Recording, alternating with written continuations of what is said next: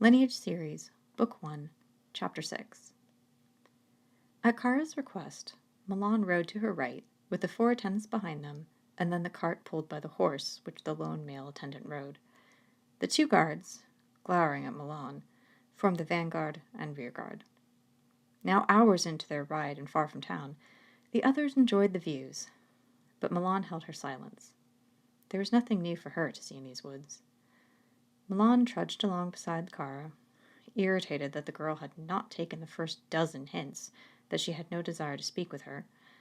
She fancied a scenario in which Kara's constantly open mouth swallowed a bug, preferably a bee, which would sting Kara's vocal cords and stop her constant inquisitive babble. Then, against Milan's hopes, the brief silence was broken, again, when Kara spoke. "I think we should stop here to water the horses and eat. Do you agree, Milan?" Milan didn't know why Kara was asking her opinion, when the 2 guards, as Lord Khan's servants, were in charge, not she. Nor did she understand how lunch was needed after 7 sets of sandwiches. But even if annoyed, Milan could be civil. "We are 4 hours from town either way. There's no guarantee of safety until Kilken," she said. Milan knew it was wisest to keep moving, but the wisest did not take the Marcel road. At least they were still in a comparatively safe portion of the woods, and would not reach the most dangerous area until beyond the next town. Odds were any thieves here would be sneaky opportunists, not violent attackers. Even if Milan was not one to play the odds, this may be an opportunity to humble the other guards. Perhaps the servants, too. "All right, we'll break here for lunch," Kara said. The group came to a stop, and in an instant the male attendant was at her side to help Kara down from her horse. As the manservant led away her horse, Kara turned to Milan and asked, "Will you lunch with me?" "No," Milan replied, and without a second's delay she turned off to her left past Kara. Milan led Epon to a tree line, to a brook she knew flowed not far from the road. She let him drink for a moment while she ran her fingers through his coat in place of a curry comb. Epon was trained as a scout horse, so Milan gave him the command to lay down to hide him from the road, then seated herself by a gap in the brush that allowed a view of where the others sat. She would not be so negligent as to let them out of her sight. Then she untied the bag that she carried on her back, and from it took a flask of water and cloth-wrapped traveler's bed made from unrefined grains, baked to a hard crust, and preserved by more salt than suited most people's taste. It was the least expensive type of bread, but a week's worth of it and a spare flask had cost Milan dearly, even with her advanced pay. Poor warriors didn't have the money to waste on rich foods the others would be feasting on. Milan had given the attendants nicknames in lieu of bothering to learn their real ones, and she watched Dimwit unfold a large cloth on which Nitwit, Halfwit, and Din were setting cured meats, dressings, greens, and wine. The male attendant even lit an oil burner for a small traveling tea set. Milan just shook her head. These wealthy people wouldn't survive a day in the wild should anything go wrong, and probability was something would. The comforting security this trip had offered so far was sure to end. Kara's servants sat near their lady, around the perimeter of the fine linen picnic blanket, and looked back into the woods at Milan with disgust. "She's so crude and unrefined," Dimwit said. "Ugh, she dresses like a man," said Halfwit. "She refused an invitation to eat with our mistress in exchange for a crust of bread and water," Din said the loudest of all. Milan heard their laughter, and knew it was at her expense, but she did not respect them, so their opinions meant nothing. "I admire her," said Kara. The attendants stopped laughing immediately. "Could any of you survive on your own in the woods, or fight off bandits? Remember, she is our protector, and that is a job to be respected," Kara told them. "Yes, milady," they each replied. Milan heard Kara speak, and since her back was to them, she allowed herself to smile and laugh a little at the attendants. Maybe Kara wasn't that big a brat after all.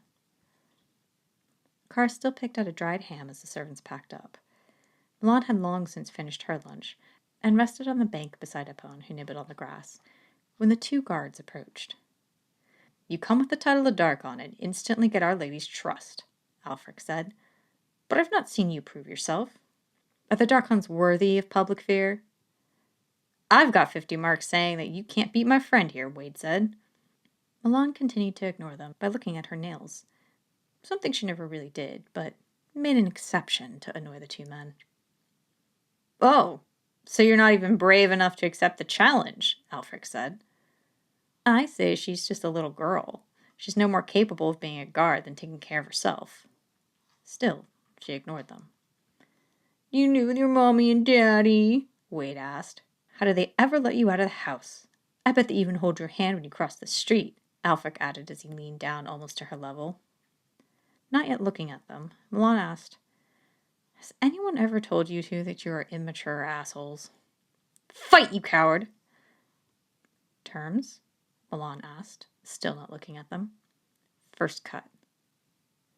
Milan stopped examining her nails and reached up, scratching her head. Now, hands still on her head, she looked at them. "First cut," she said.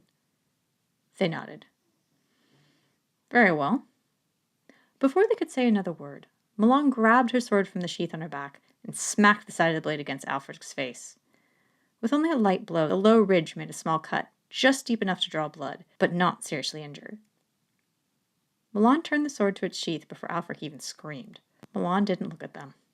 She took a drink from her flask and said, "That's 50 marks you owe me." "You little bitch! Get on your feet and fight!" Alfred demanded as he held his face to stop the bleeding.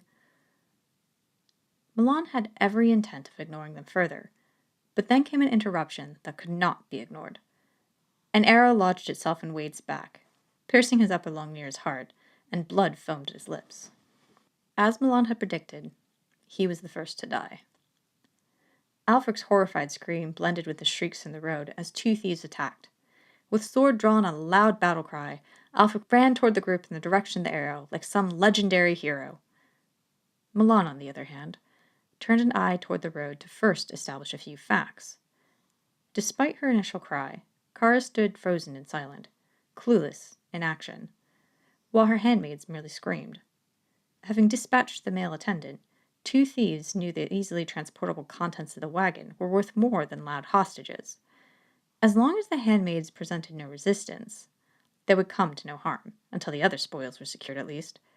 Only one thief turned to fight Alfric, and Milan caught sight of both thieves' scar-lined faces.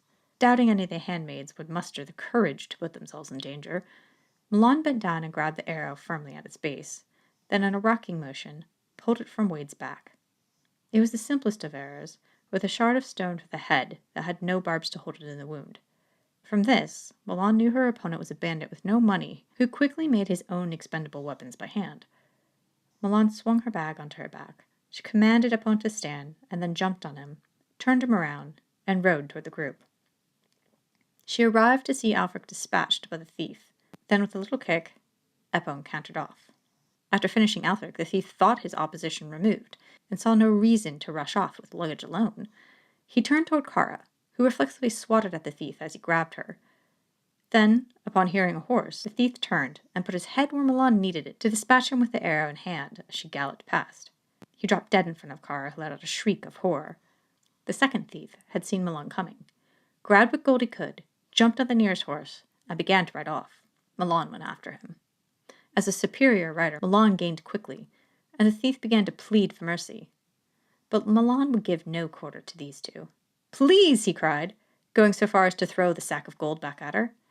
Dodging and catching the gold, Milan dropped it behind the horn of the saddle, then drew her sword as she closed. Unlike the other, this thief bore a bow upon his back, and clearly had been the one to dispatch Wade.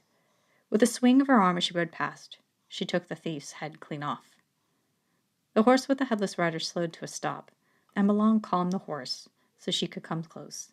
She wrapped the horse's reins around her near useless left hand. Epone knew what Milan wanted to do with a nudge from her knee as she encouraged the other horse to follow. She came to where the man's head laid, and poked her sword through the severed neck to pick it up. Milan rode on to the edge of the road, where she pushed the body from the horse into the bushes and deposited the head. Milan returned to a group attempting to pick up after the fight. Halfwit and Nitwit were in retching convulsions on the side of the road, and though Kara was pale and swaying as she might join them, her stomach held firm. Milan jumped down in front of Kara without a word. Once she moved, the bloodied saddle of the other horse came into view. "That's disgusting!" Din shouted. "That's your horse," Milan reminded. Now that the hired guards were dead, Milan was in control, and she would set the defenses that they had failed to. From now on, we travel in a close pack. No more stopping until we reach the next town. If you want to live for this trip, we continue as commoners. Change your clothes or get them dirty. Traveling as nobility is advertising. Milan, Kara began, but did not know what to say. She lived a sheltered life, away from the horrors of the violent world, and had never seen anyone killed. This is not the peaceful world you think, milady, Milan said directly to Kara. We live in a cruel world, and this is not even the most turbulent of times. She turned to the group. Those who want to live will do as I say from now on, Milan said. Turning back to Kara, she added, unless milady disagrees. Milan did not ask, but challenged Kara. Milan would do her job no matter what. How she proceeded depended on if Kara logically agreed, caved to authority, or stubbornly objected. All eyes focused on Kara, but it was not Kara to reply. Din still had things to say. Why should we listen to you? Din demanded. Where were you when they attacked? You did not rush to our defense. Milan turned to Din and gestured toward Alfric. Because that served him so well? Milady, Din said as she stomped up to Kara's side. We cannot trust this woman. She has failed in her contract to protect us and allowed the guards to be killed so she could take over. With that word, Milan turned to Kara to see if she would cancel the contract. Milan raised no defense, even though she could have pointed out that Alfric and Wayne had failed in their duty to keep watch in favor of harassing her, or that guards who required their own protector weren't much of a guard at all. After a moment, Kara gathered the confident authority her class had given her, and her hanging head rose. Do as Milan says, Kara told her attendants. She silenced Din's uproar with a sharp glance, and then led by example by first removing her own decorative fillet, so only the plain linen beneath remained. The glum-faced attendants started to remove their embroidered surcoats, and Milan walked over to where the single male attendant lay wounded but stable. Since he was the only one not to insult her, Milan inspected his wound, then helped him up, and by leaning on her, he managed to limp to the cart. With the scraps of his already torn pant leg, Milan fashioned a temporary bandage. As the attendants cleared debris from the road, Milan went to the thief's body. Given the facial mutilation by the arrow, she would not leave the task of moving him to another. Her left hand was useless, but she could use her forearm to help lift his body across her shoulders and carry him to the side of the road behind the tree line. Once there, she turned to Wade. She had known he was a lost cause from the first, but like the thief, she would not leave the horror of death for the attendants to face so closely. As she cleaned blood from his face and straightened his limbs, she saw his money purse. She opened it to take her 50 marks, but, seeing there was more, with a little debate she took the whole purse off his belt. His negligence in the attacks had created additional expenses that he might as well cover. Then in the same manner as the thief, she lugged Wade back to the cart under a tarp. The handmaidens, holding one limb each, tried to carry Alfric to the cart, but he sputtered. Din shrieked as she dropped his arm, bashing his head on the ground. With a quick step, Milan came and confirmed Alfric was not dispatched after all, not even mortally wounded. Seeing that he might pull through, Milan packed the wound and instructed the handmaidens to exercise a little more care. As the servants were placing things back in the cart around the bodies and making sure they were covered to hide their wealth, Milan went to the edge of the forest. She knelt with her drawn sword and her head bowed so that her forehead rested on the pommel. Kara watched Milan's mouth move as she whispered a prayer in what language Kara could not tell. When Milan finished speaking and opened her eyes, Kara spoke. What are you doing? I've taken lives, I must honor them, Milan replied. The thieves? You pray for them, Kara asked in disbelief. But you killed them without question. Yes, in defense, Milan answered. If I had let them escape, they would have passed on word, and their success would have only alerted others to our presence and encouraged them to attack. But someone will mourn their passing. When you kill, you do not take only the beat of their heart. You take a person who is part of other lives. For them I pray, and that these men were better than we knew. What god do you pray to? Kara was curious because she knew Darkon religion had vanished years ago, yet here Milan presented an almost Senye-like ideology. You know the Darkons have no gods, Milan replied. She had already said more than she wished, and ended the conversation in a discouraging tone to prevent further questions. The group traveled soberly on for several hours with the sinking sun. Occasionally, Carr's servants grumbled about being unclean and the smell, particularly Din briding the barely clean saddle, but for the most part held their silence. They now had respect for Milan, if only because they owed her their lives. Carr still rode beside Milan in front. Milan, it'll be dark soon, Carr said. Shouldn't we stop to prepare camp?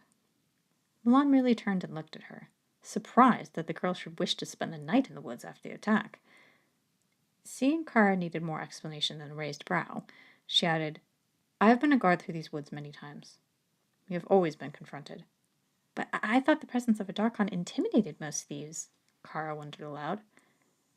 First of all, in these woods, many are so poor and desperate that they wouldn't care if they lost 1,000 men to Darkons, if it meant that they could eat that night. Second, as I tried to say before, I am not a Darkon. You're not a Darkon? Din screamed, unwisely advertising that fact for all the woods. Then why are you here? Sorry to disappoint you, Milan said. Surely you're a Darkon, Carr insisted. Edwin would never hear the end of it if this were true. You dress and act as one. You have a Darkon sword. I specifically asked for one. And you're now wearing the clothing of a peasant. But does that make you one? Milan asked. Anger was now clear in Carr's tone. I specifically asked for a Darkon guard. Why were you sent? If I'm such a disappointment, I could leave you here and not trouble you further, Milan replied. In the back of her mind, Milan was amused. For once, people are upset I'm not a Darkon. None knew what to say. They had thought Milan was a Darkon, which was, ironically, both the reason they despised and tolerated her presence. But they had no choice. She was the only guard left, and they certainly could not continue alone. We will reach the next town before nightfall, Milan said. They continued on in silence.